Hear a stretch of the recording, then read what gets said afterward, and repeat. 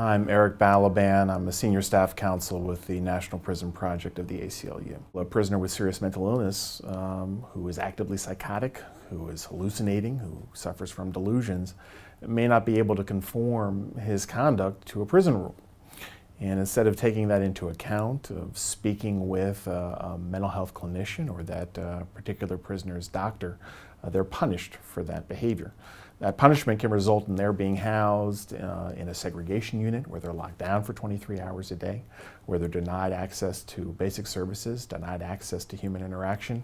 And it creates a vicious cycle where that prisoner will grow more symptomatic over time and less capable of conforming their conduct to prison rules. The evidence is pretty clear that if you put someone with a pre-existing mental illness in those conditions, 23-hour isolation, a lack of meaningful human contact, and a lack of meaningful mental health interventions, they're going to suffer.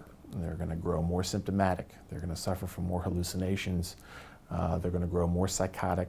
They're going to grow less compliant with their treatment, and they're going to grow less compliant with prison rules and regulation, which again can keep them in that system for months or years at a time. It's a sort of classic Eighth Amendment violation. It's cruel and unusual. It doesn't serve any legitimate penological purpose, and prisoners are at risk of unnecessarily suffering.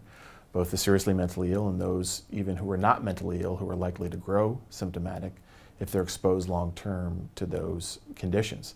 And this has been litigated around the country. There have been a number of cases that have found that prisoners, particularly the seriously mentally ill, when exposed to these conditions, do grow more ill, and they're also denied real effective treatment. For someone who's seriously mentally ill, it's not enough simply to give them a pill and to expect them to get better. That form of treatment, medication, though it's important, has to be tied to other forms of treatment that require them to have some interaction with other humans. It's known as psychosocial rehabilitation. And it's the standard of care for persons with serious mental illness.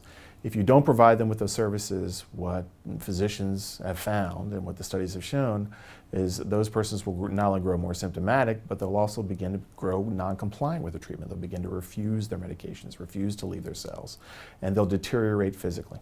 One thing that people do have to grasp is that most men and women who are incarcerated are getting out, and that it's not just a reflection of our humanity, how these people are treated, but it is a reflection of what kind of society we want, free society we want. Do we want people who have not received adequate treatment, who leave prisons and jails untreated, without appropriate care, to be hitting our streets? Or do we want a safer society, a more humane society, and one that's safer for all of us?